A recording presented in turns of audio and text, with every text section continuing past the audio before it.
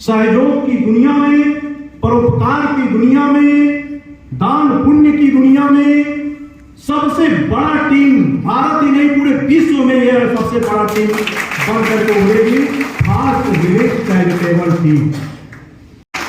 और जब से हमने यह फार्सिटी लॉन्च किया है, रात को 12 बजे के पहले मैं कभी सो नहीं पाता हूं, नींद हराम हो गई है साथियों। दिन में 1 सेकंड भी नहीं सोया हूं, अपने लिए नहीं साथियों। हमने कुछ इससे नहीं, केवल आपका स्नेह कमाया है, प्यार कमाया है।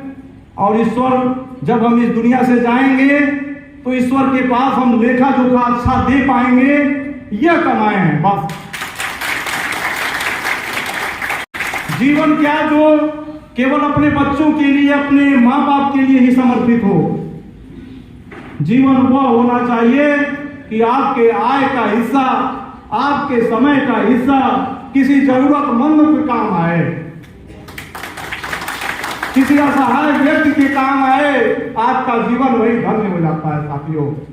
तो मेरे ऊपर से होकर गुजरा हुआ ये आर्थिक संकट है, मैं उस दुख दर्द को समझता हूं और सर्वजन का कोई भी व्यक्ति हो उसको दुख में ऐसे रहने नहीं दूंगा, सहकारिता से सहयोग कराऊंगा। आप हमारे साथ खड़े हुए कदम से कदम मिलाए और आप सभी के बदौलत ही आज यह फार्सिटी 18,000 प्लस संख्या में है। इतने कम समय में 18,000 प्लस संख्या होना ये अपने आप में बहुत बड़ा ऐतिहासिक कदम है। उत्तर प्रदेश ही नहीं पूरे भारत में क्रांति होने वाली है सहयोग की।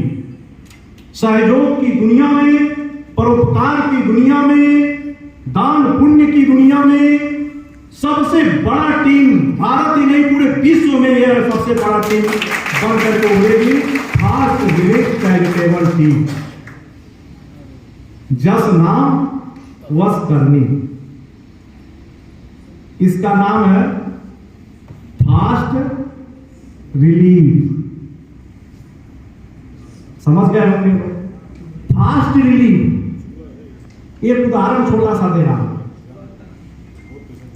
अभी विगत दिनों ईद का त्योहार था मुस्लिम भाइयों का। हमारे पास एक न्यूज़पेपर की कटिंग आई कि लखीमपुर में 8 साल की एक बच्ची है, एक 6 साल की बच्ची है और एक 4 साल का बच्चा है। 4-5 माह पूर्व उसके माँ बाप दोनों दिवंगत हो गए। उसकी दादी, उनकी तीनों बच्चियों की दादी थी केवल, वो भी 1 हफ्ता पहले उनकी भी डेथ हो गई, उनकी भी निधन हो गई। उस परिवार में बस यही 3 बच्चे और चौथा कोई नहीं। मकान टूटा फूटा, मकान में, घर में अनाज भी नहीं। सम्मानित पत्रकार अमर उजाला को मैं धन्यवाद देना चाहता हूं। अमर उजाला ने इसको प्रमुखता से छापा कि माँ बाप 3 महीने पहले गुजर गए, दादी 1 हफ्ते पहले गुजर गई, इन बच्चियों का ईद कैसे मनेगा? यही हेडिंग था। अनाज नहीं है, ईद कैसे मनेगी? और ईद कल ही है, आज मेरे सूचना आया, कल ही ईद है, आज सूचना आया। मैं महाराजगंज का रहने वाला हूं, अब मामला लखीमपुर खीरी के किसी ब्लॉक का था। हमने तुरंत लखीमपुर खीरी के सम्मानित जिलाध्यक्ष को फोन किया और कहा कि आपके जिले में फला ब्लॉक के फला नाम के बच्चे हैं, उनके घर जाइए और देखिए कि वास्तविक स्थिति क्या है। अगर वास्तविक स्थिति सम्मानित समाचार पत्र के अनुसार है तो हमें बताएं। वहां के जिलाध्यक्ष महोदय वहां पहुंचे और उन्होंने बताया कि हाँ, हुबहू जो अखबार ने छापा है सेम परिस्थिति वैसा ही है।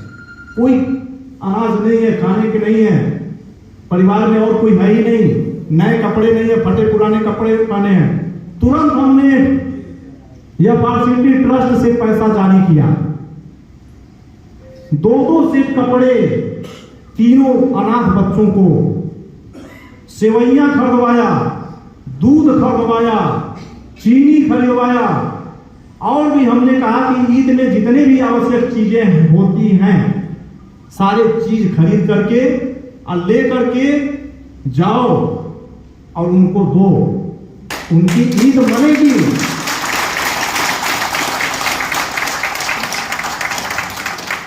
यह फैसिलिटी है ना, यह फैसिलिटी है तो सब मुमकिन है। ये होता है फास्ट रिलीफ। इसी को क्या कहते हैं अंग्रेजी में? अंग्रेजी में क्या कहते हैं? इंग्लिश में फास्ट रिलीफ। तो राहत मिला तो जांच प्रक्रिया में नहीं कि एक हफ्ता जांच करें, 2 हफ्ता जांच करें, 4 महीना जांच करें, डॉक्यूमेंटेशन करें, तब तक तो ईद निकल जाएगी। का वर्षा जब किसी सुखाने फास्ट रिलीफ दिया गया और उन अनाथ बच्चियों को हम लोग गोद लेंगे।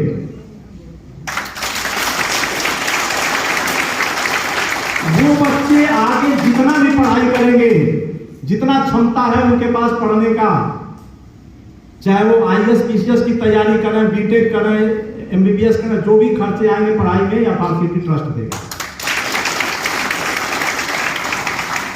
ये मानवता है। आप लोगों को भी मैं ये जिम्मेदारी देता हूं, जितने हमारे पदाधिकारी बैठे हैं, दिल खुश हो गया। आज यह फैसिलिटी का पहला बैठक है और सिर्फ पदाधिकारियों का बैठक है, सिर्फ पदाधिकारियों का बैठक। वो भी 2 मंडल, गोरखपुर बस्ती मंडल, 7 जिले के पदाधिकारियों से हाल खचा खच भरा हुआ है। पीछे तक तो 4 लोग खड़े बैठे हुए हैं। कैमरा जरा उधर भी फेसबुक लाइव वाले घुमा देंगे। पूरी हाल खचा खच भरी हुई है। यह जन समर्थन हमें मिला है। हम सौभाग्यशाली है, या परिवार सौभाग्यशाली है कि पूरा उत्तर प्रदेश आशीर्वाद दे रहा है, जन समर्थन दे रहा है। और आपके जन समर्थन से, आपके आशीर्वाद से हम यूं ही नेक कार्य करते रहेंगे। साथियों, यह फैसिलिटी की स्थापना 31 अक्टूबर को राष्ट्रीय एकता दिवस पर हुई थी। राष्ट्रीय एकता दिवस भारत की एकता और अखंडता का प्रतीक माना जाता है 31 अक्टूबर। तो हम भी जो कार्य कर रहे हैं, ये भी किसी एकता से कम नहीं है।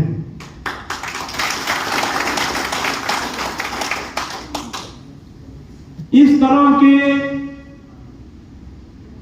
आर्थिक मदद से सर्वजन पूरी तरह वंचित था। 31 अक्टूबर के पहले कोई भी टीम का नाम बता दीजिए। 31 अक्टूबर 2024 के पहले ऐसी कोई टीम संस्था नहीं थी जो प्रोफेशन की भावना से ऊपर उठ करके, जाति धर्म क्षेत्र की भावना से ऊपर उठ करके इस तरह से बड़े पैमाने पर आर्थिक सहयोग का बिगुल बजाया हो। ये पहला या फैसिलिटी टीम है कि जो सर्वजन वंचित था उनको भी हम शामिल किए। उसके पहले केवल सरकारी शिक्षकों की टीम थी, अब भी है, लेकिन सर्वजन के लिए कोई टीम नहीं थी। जबकि सबसे ज्यादा जरूरतमंद प्राइवेट कर्मचारी है, मानदेय कर्मी है। सरकारी अध्यापक तो कुछ न कुछ अपना सेवा काल में कुछ न कुछ बना ही लेता अपने बच्चों के लिए, लेकिन प्राइवेट नौकरी करने वाला मानदेय कर्मी, छोटा मोटा दुकान चलाने वाला, छात्र, बेरोजगार, हाउसवाइफ, ये सब वंचित थे, जो यह फैसिलिटी ने पूरा किया। साथियों, हम कोई नई परंपरा का शुरुआत नहीं किए हैं। प्राचीन भारतीय संस्कृति में देख लीजिए, नई प्राचीन भारतीय संस्कृति आप पढ़ रहे हैं, आप अपने बचपन के समय का याद कर लीजिए। मेरा भी बचपना रहा है, मैं भी अपने बचपन का समय याद कर रहा हूं। क्या होता था वो समय क्या था? वह समय यह नहीं था कि 2 लाख 3 लाख का मैरिज हॉल बुक कर दिया और शादी हो गया। हमारे बचपना की बात, अभी मेरा उम्र कोई बहुत ज्यादा नहीं हुआ है। आप सभी अपने बचपन को याद करिए कि शादी विवाह कैसे होते थे, धार्मिक अनुष्ठान कैसे होते थे, कार्यक्रम कैसे होते थे, याद करिए। मैं अपने बचपन की बात बता रहा हूं, मैं अपने हाथों से देखा हूं। जब घर में बेटी की शादी पड़ती थी, बारात आने वाला होता था, तो गांव से कुर्सियां जुटाई जाती थी। जिसके घर लकड़ी के कुर्सी होते थे, वहां से कुर्सी मैं खुद सिर पर ढोकर लाया हूं कुर्सी। लकड़ी का कुर्सी, बारात आएगी कहां बैठेगी, कहां बैठकर पानी पिएगी। कुर्सियां आता था पड़ोस से, चारपाई आता था पड़ोस से, चौकी आता था पड़ोस से। इतना ही नहीं, चकला बेलन भी आता था पूरी बेलने के लिए। और पूरा टोला मोहल्ला की जितनी लड़कियां होती थी, महिलाएं होती थी, पूरी बेलने के लिए आ जाती थी। मतलब हर चीज में सहकारिता थी। आर्थिक युग नहीं था, पैसे से नहीं होता था सम्मान, भाव से होता था। वो समय था सहकारिता का। आज आधुनिक युग में, भौतिक युग में, अर्थ युग में हम सहकारिता को भूलते जा रहे हैं। हम अपनी भारतीय संस्कृति को भूलते जा रहे हैं। हम उस चीज को याद दिलाने के लिए आया हूं उत्तर प्रदेश में। साथियों, आपका छोटा भाई आया है। मुझे कोई नेता नहीं बनना है, और न बनूंगा, न भविष्य में कभी चुनाव लड़ूंगा। मेरे कुंडली में समाज सेवा लिखा है, समाज सेवा ही करूंगा। मेरे कुंडली में अध्यक्ष मंत्री नहीं बनना लिखा है, अध्यक्ष मंत्री नहीं बनूंगा,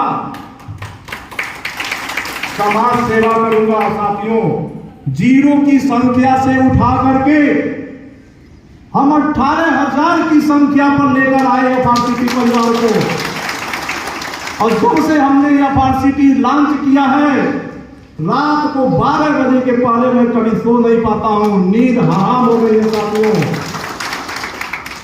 क्योंकि हमें याद है, स्वामी विवेकानंद जी ने कहा था कि सपने वो नहीं होती हैं जो रात में सो करके आती हैं। हमें याद है, वही चीज है मेरे अंदर भी, सपने सोने ही नहीं देती है। रात को 12 बजे से 1 मिनट पहले भी मैं 31 अक्टूबर से आज तक सोया नहीं हूं। और जब आप लोग मेरे परिवार जनों से पूछ लीजिएगा, हमारे घर के जो जिनके साथ मैं रहता हूं 24 घंटे, हमारी पत्नी सदस्य है एफआरसीटी की, नीलू वर्मा। आप सर्च करके उनका मोबाइल नंबर ढूंढ लीजिएगा, उनको फोन कर लीजिएगा। रात को 12 बजे के पहले मैं किसी दिन सो नहीं पाया। 31 अक्टूबर 2024 के बाद से दिन में 1 सेकंड भी नहीं सोया हूं, दिन में 1 सेकंड भी नहीं सोया हूं। अपने लिए नहीं साथियों, हमने कुछ इससे नहीं, केवल आपका स्नेह कमाया है, प्यार कमाया है। और ईश्वर जब हम इस दुनिया से जाएंगे तो ईश्वर के पास हम लेखा जोखा अच्छा दे पाएंगे, यह कमाए हैं बस। जीवन क्या जो केवल अपने बच्चों के लिए, अपने माँ बाप के लिए ही समर्पित हो। जीवन वह होना चाहिए कि आपके आय का हिस्सा, आपके समय का हिस्सा किसी जरूरतमंद के काम आए, किसी असहाय व्यक्ति के काम आए। आपका जीवन वही धन्य हो जाता है साथियों। तो जितना हमने जगह है, सुबह से रात तक मैं फोन पर बात करता हूं, गले बैठ जाते हैं, फोन नहीं रखता हूं, सबका फोन उठाने का प्रयास करता हूं, कॉल बैक करने का प्रयास करता हूं। इतना मेहनत कर रहा हूं केवल समाज सेवा के लिए, सर्वजन के लिए साथियों, क्योंकि मैं उस पीड़ा से गुजरा हूं। मुझे कहने में कोई परहेज नहीं है, मैं बहुत धनाढ्य घर के परिवार का नहीं हूं। मैं बिल्कुल जन साधारण परिवार से हूं। मेरे पिता खेती किसानी करते हैं। मेरी मम्मी मेरे जन्म के साल से आंगनबाड़ी थी, इस साल रिटायर होंगी। एक आंगनबाड़ी की नौकरी और एक एकड़ की खेती, यही हमारी आय है, यही हमारा परिवार है।